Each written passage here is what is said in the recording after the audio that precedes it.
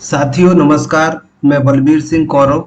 आज के इस वीडियो के माध्यम से हम जानेंगे कि शाला प्रबंधन समिति का गठन किस प्रकार किया जाए, क्या होगी शाला प्रबंधन समिति के गठन की प्रक्रिया और उसका प्रारूप।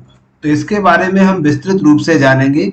इस शाला प्रबंधन समिति 2020-21 के बाद अभी 21-22 में जो इलेक्शन होना है, इसके बारे में अभी हाल ही में राज्य शिक्षा केंद्र ने 31 अगस्त 2021 को एक लेटर जारी किया गया है, जिस लेटर में कहा है शासकीय एवं शासन से अनुदान प्राप्त प्राथमिक तथा माध्यमिक शालाओं में शाला प्रबंधन समिति का गठन किए जाने संबंधी ये लेटर है। इसका गठन 9 सितंबर 2021 को किया जाना है। तो इसके क्या नियम होंगे, 9 सितंबर को इसकी जो प्रक्रिया होगी, क्या गतिविधि होगी। सबसे पहले शाला के प्रधानाध्यापक या प्रभारी शिक्षक जो है इस समिति की संरचना एवं गठन प्रक्रिया का वाचन करेगा, जिसका समय होगा 10 से लेकर 10:30 तक। तो ये पूरा टाइम टेबल दिया गया है इसकी पूरी गठन प्रक्रिया से लेके अध्यक्ष निर्वाचन के पश्चात पूरी समिति का गठन करने तक। तो इस वीडियो के माध्यम से हम विस्तृत रूप से और संक्षिप्त रूप से समझेंगे कि ये प्रक्रिया विस्तृत है लेकिन संक्षिप्त कैसे बनाए, हम कैसे समझें। तो चलिए हम जानते हैं इसके लिए। तो सबसे पहले हम जान लेते हैं शाला प्रबंधन समिति 2021-22 इसका जो गठन होगा, गठन की तारीख है 9 सितंबर 2021। इस समिति में कुल सदस्य जो होंगे, कुल सदस्य संख्या होगी 18। इन 18 सदस्यों को दो भागों में डिवाइड किया गया है। एक 14 सदस्य पालक या अभिभावकों से चयनित किए जाएंगे और उसके बाद जो 4 सदस्य हैं इनका मनोनयन होगा। तो जो 14 सदस्यों को जिन्हें हमें पालक या अभिभावकों से चयनित करना है या चुनाव जिसका करना है, इनमें से महिला और पुरुषों की संख्या जो होगी उसका अनुपात 50-50 का होगा, यानी 50% का होगा। इसमें महिला और पुरुष का अनुपात 50% का होगा। 50% महिला सदस्य इसमें रहेंगी और 50% पुरुष सदस्य होंगे। बाकी जो दूसरे 4 सदस्य हैं, इन 4 सदस्यों को मनोनीत किया जाएगा। कैसे मनोनीत होंगे, अगर हम नगरीय क्षेत्र की बात करें तो उस वार्ड का पार्षद और उस ग्रामीण क्षेत्र में उस वार्ड का पंच एक इसका सदस्य होगा। दूसरी बात आती है इसमें महिला पार्षद या पंच, जिसे स्थानीय निकाय या महापौर या अध्यक्ष या ग्राम पंचायत के सरपंच द्वारा निर्दिष्ट किया जाए। ये बात कब आती है, जबकि उस वार्ड का पंच या पार्षद महिला ना हो, ऐसी स्थिति में ही इसे चयनित किया जाएगा। अगर उस वार्ड जिस वार्ड में आपका विद्यालय स्थित है उसमें महिला पार्षद है या महिला पंच है, तब ये प्रक्रिया नहीं होगी। इसके पश्चात आ जाता है तीसरा जो मनोनयन होगा, शाला के प्रधान शिक्षक, इनकी अनुपस्थिति में वरिष्ठ शिक्षक जो कि इसके सचिव होंगे। इस समिति का सचिव शाला का प्रधान शिक्षक यानी प्रधान अध्यापक या जो वरिष्ठ शिक्षक होगा वही इसका सचिव होगा। और यदि महिला इसमें प्रधान अध्यापक या वरिष्ठ शिक्षक है तो ये चौथे प्रकार की मनोनयन भी नहीं होगा, ये भी आपको उसी से रहेगा। यदि प्रधान शिक्षक या प्रधान अध्यापक पुरुष है, ऐसी स्थिति में शाला की वरिष्ठ महिला शिक्षक को इसका सदस्य माना जाएगा। तो ये था इस समिति का प्रारूप, मुख्य रूप से ये फ्रेमवर्क है। अब इसमें जो 14 सदस्य हैं इनका चयन कैसे होगा इसके बारे में हम जान लेते हैं। तो इसमें जो 14 सदस्य है इसको 3 वर्गों में बांटा गया है, वर्ग, बालक, बालिका और कुल। इनमें से जो पहला होता है वंचित समूह, दूसरा है कमजोर वर्ग या तीसरा है अन्य। तो इसके लिए हमारा जो लेटर जारी किया गया है उसमें सूची दी गई है इस तरह से। जैसे वंचित समूह के अंतर्गत हमें क्या क्या लेके आना है, हमारे यहाँ जो अनुसूचित जाति, अनुसूचित जनजाति, वन भूमि के पट्टाधारी परिवार या विमुक्त जाति, निशक्त बच्चे, तो ये सभी आपके किस में आ जाएंगे, वंचित समूह में आ जाएंगे। तो ये आपके वंचित समूह में, यहां से हमें इस वंचित समूह की संख्या निकाल लेना है कि इनमें इतने समूह के सदस्यों में से कितने बालक हैं, कितनी बालिकाएं हैं और उनका कुल कितना है। इसी तरह से जो कमजोर वर्ग है कमजोर वर्ग में बीपीएल कार्डधारी और अंत्योदय कार्डधारी ये सभी आ जाते हैं। यहां से कमजोर वर्ग में और अन्य सदस्य जो इन दोनों वर्गों में नहीं आएंगे वो अन्य सदस्यों में आ जाएंगे। तो ये थी इसकी सबसे पहले इसकी तैयारी करने के लिए वर्गवार छात्रों की संख्या का वर्गीकरण।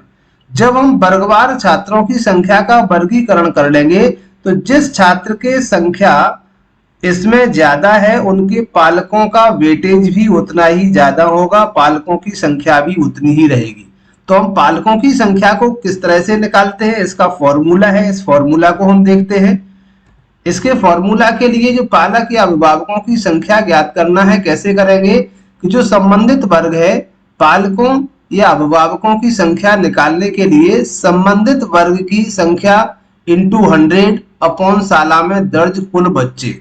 तो हम जैसे बात करें, अभी हम यहाँ देख रहे थे इस चार्ट में, यहाँ टोटल साला में 170 बच्चों के हिसाब से कैलकुलेशन यहाँ पर किया गया है।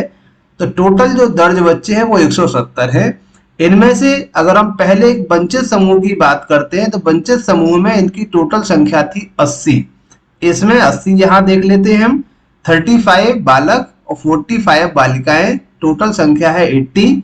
अब इनकी हम संख्या निकालते हैं तो इसकी संख्या हुई 80 इंटू 100 अपॉन 170, टोटल इनका करेंगे तो ये आ जाएगा 47.5। तो यहाँ पर ये वंचित समूह के बच्चों का परसेंटेज है।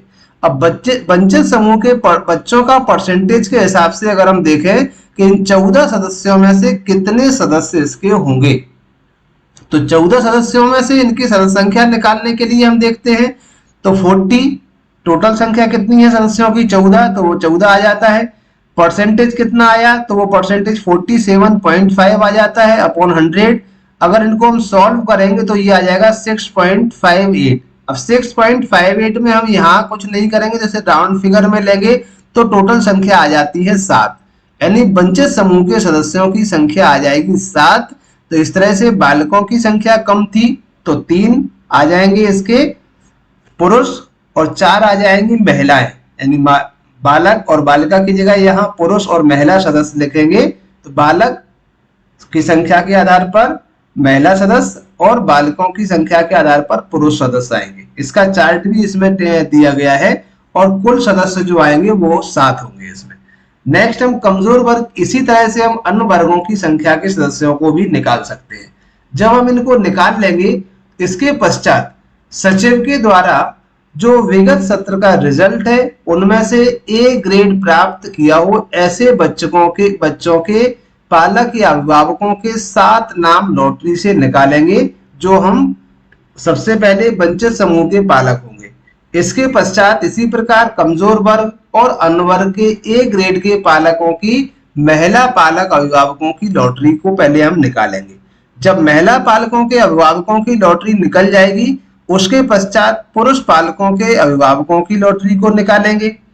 अब ऐसी स्थिति में यहाँ सवाल आता है कि जब हम लॉटरी निकाल रहे हैं, यदि किसी बालक की माँ को हमने महिला सदस्य के रूप में मनोनीत कर लिया है या लॉटरी उसकी निकल चुकी है, तो क्या उसके हम फादर को भी यहाँ पर मनोनीत कर सकते हैं।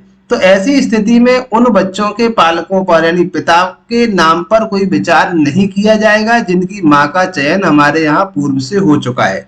लेकिन जिन बच्चों के ये दिया हुआ है, यदि ए ग्रेड के बच्चों की संख्या किसी वर्ग में कम है तो ऐसे पुरुष पालक या अभिभावक के नाम पर विचार किया जाएगा अगर कहीं कम पड़ रही है, जिससे कि हम 18 सदस्यों की संख्या को पूरा कर सके। जब ये सारे सदस्य संख्या यानी 14 सदस्य ये चुन दिए जाते हैं तो इन 14 सदस्यों में से ही अध्यक्ष और उपाध्यक्ष का निर्वाचन किया जाएगा। यदि अध्यक्ष पुरुष चुन लिया जाता है तो उपाध्यक्ष के रूप में महिला का निर्वाचन होगा। और इसके पश्चात जो निर्वाचन प्रक्रिया है, शाला का सचिव शाला प्रबंधन समिति के निर्वाचन अधिकारी के रूप में कार्य करेगा, वही इस प्रक्रिया का निर्वाचन अधिकारी होगा। तो ये प्रक्रिया है 9 सितंबर को होने वाले शाला प्रबंधन समिति के चुनाव की या शाला प्रबंधन समिति के गठन की।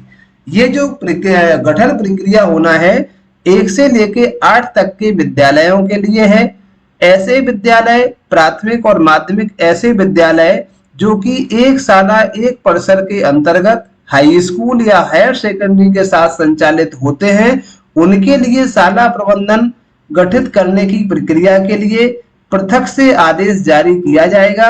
यह केवल कक्षा 1 से लेके 8 तक या 1 से 5 और 6 से 8 तक संचालित विद्यालयों के लिए ही प्रक्रिया है। साथियों, जानकारी कैसी लगी अपनी राय कमेंट बॉक्स में अवश्य दें। आगे भी इसी तरह के वीडियो देखने के लिए चैनल से जुड़े रहें। अगर पहली बार चैनल पर है तो चैनल को सब्सक्राइब करें, लाइक करें, आगे भी शेयर करें। Thank you.